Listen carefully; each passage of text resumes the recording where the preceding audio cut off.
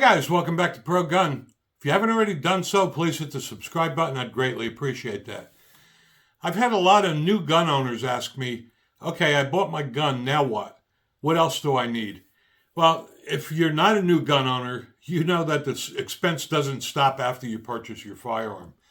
So I've outlined some essentials that I think new and experienced gun owners can use. I also put a link in the description where you can download the PDF. First thing I want to say is if you're a new gun owner, make sure you get trained. Learn your state laws, especially the laws regarding personal defense and the use of deadly force. They vary from state to state. Find out if your state has a castle doctrine law or a stand your ground law and be familiar with that. So let's get into the items that I believe are essentials for every gun owner. All right, so first we'll get into the essential items. And if you're going to carry a firearm, you're going to need a good quality holster, whether you carry inside the waistband or outside the waistband, whether you're going to use Kydex or leather, that choice is up to you. But you need a good quality holster that's going to cover the entire trigger guard. It should be comfortable, and I've reviewed a ton of holsters on this channel, so you may want to check them out. Now, if you are going to carry and you buy a good quality holster, you're definitely going to need a good quality gun belt, like this Core Essentials Everyday Carry. It's got a ratcheting track system on it that gives you 1/4-inch increments. And if you're going to carry a firearm, a good quality gun belt is more important than a holster. You can have the best holster in the world, and if you have a cheap gun belt, the holster's just going to flop around and you're going to blame the holster when it's really the gun belt. Spare magazines. I can't stress enough how important it is to have extra magazines. And if your firearm comes with 1 or 2, I'd go out and buy 2 more. I recommend having 4. And I am not a fan of aftermarket magazines. Even though the factory magazines cost more, it's well worth the money. Most times when people have a malfunction, it's a magazine failure, not a gun failure. Defensive ammo. I prefer the Sig Sauer Elite Defense. And I also like the Hornady Critical Duty. It's important to note, before you go out and buy a boatload of defensive ammo, you try a few different brands of ammo at different weights, because you may find out that certain guns just don't like certain kinds of ammo, so you don't want to be stuck with a ton of it. And even though it is a little expensive, you should every once in a while at the range shoot with the ammo that you're carrying in your firearm, because you really want to know how it's going to react when you shoot. A tactical flashlight. I highly recommend you carry a tactical flashlight. I'm not a big fan of weapon-mounted lights, but if that's what you choose, that's fine. But either way, you should have a good quality flashlight. I just don't like weapon-mounted lights because it is an extension of your firearm. I just don't think it's a good idea to be pointing a light that's attached to a gun at someone. And lastly, you're definitely going to want snap caps or dummy rounds. They do not fire. They're great for loading and unloading magazines and learning how to load and unload your firearms so you don't make a dumbass out of yourself at the shooting range. And lastly, to be a responsible gun owner, you should have some kind of lockbox. I use the Hornady box. It is made out of solid steel. It's TSA approved. It even comes with this steel cable, and this is what I use when I keep the firearm in my car. So these are the absolute minimum essentials that I would recommend. Whether you're a new shooter or an experienced shooter, you know how important it is to keep your gun clean and well maintained. This is my recommendation for cleaning essentials. It's everything you need to clean and maintain your firearm. We'll start off with a gun cleaning mat. I think this is really important to have.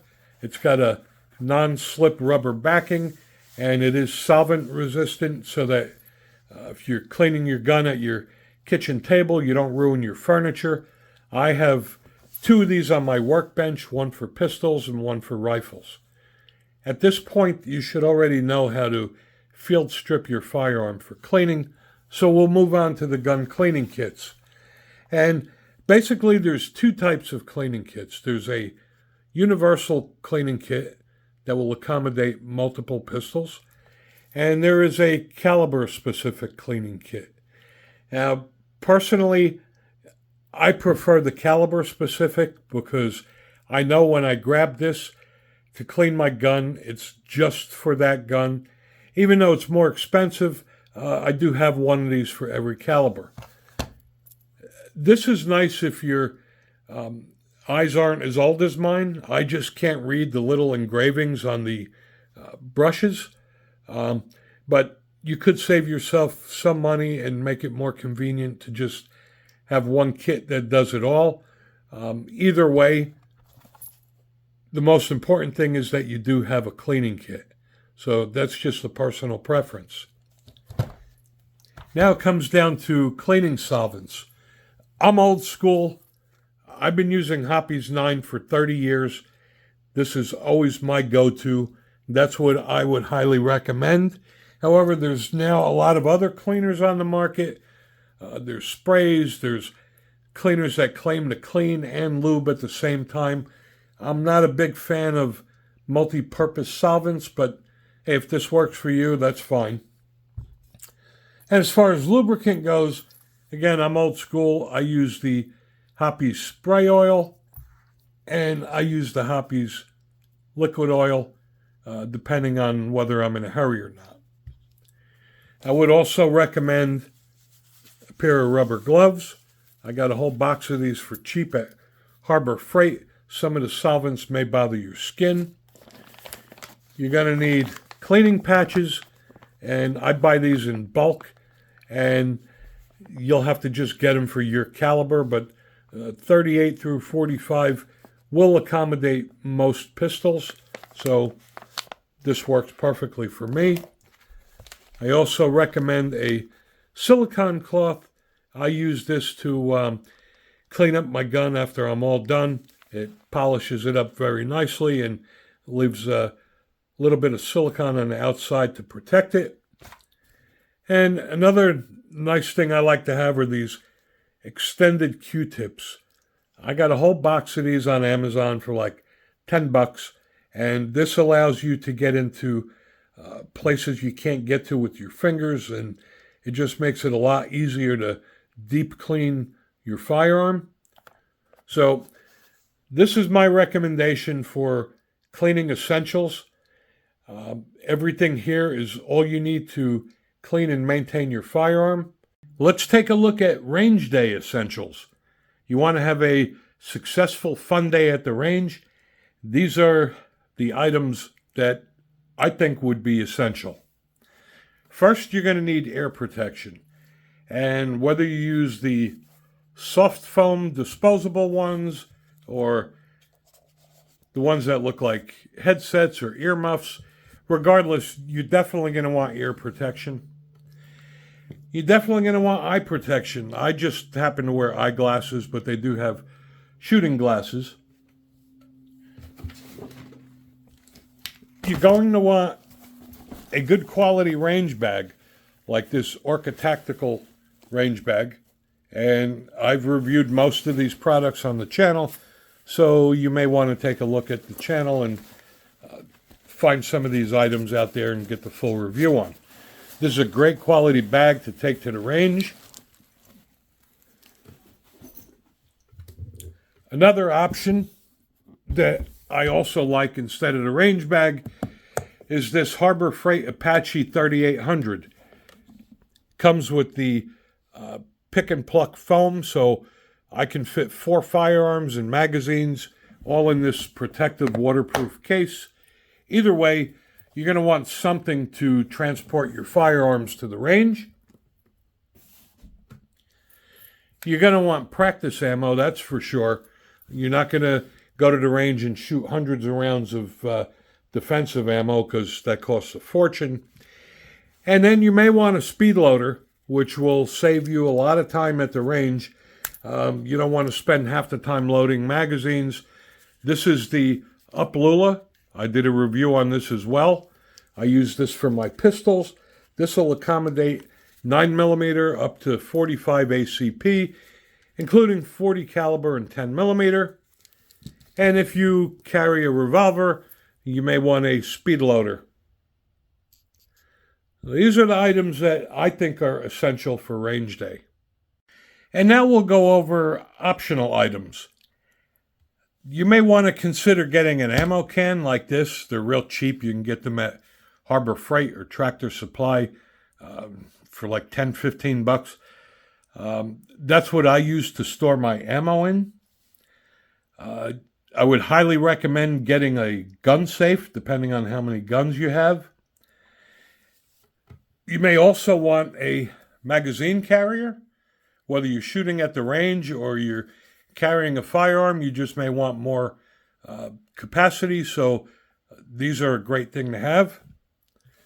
You may want a shot timer, and I did a review on this packed shot timer, and this is a great tool to improve your shooting skills and speed.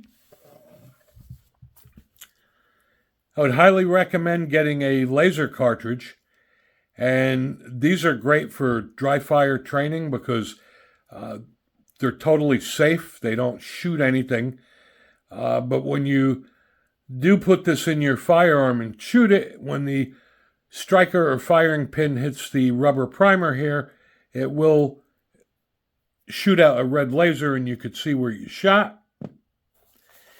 And I would highly recommend some kind of dry fire training system. I highly recommend the Mantis Laser Academy. That's what I use. I've done reviews on this. You can look it up as well. Mantis Laser Academy is a great way to dry fire train without spending any money on ammo. You can do it in the convenience of your own home. It's totally safe, and you'll notice remarkable results in a very short period of time. So these are my suggestions. Again, you can download the PDF from my website, and you can change whatever you want or add new items, but these are the things I think are important for any gun owner. Hope you enjoyed the video. Thanks for watching.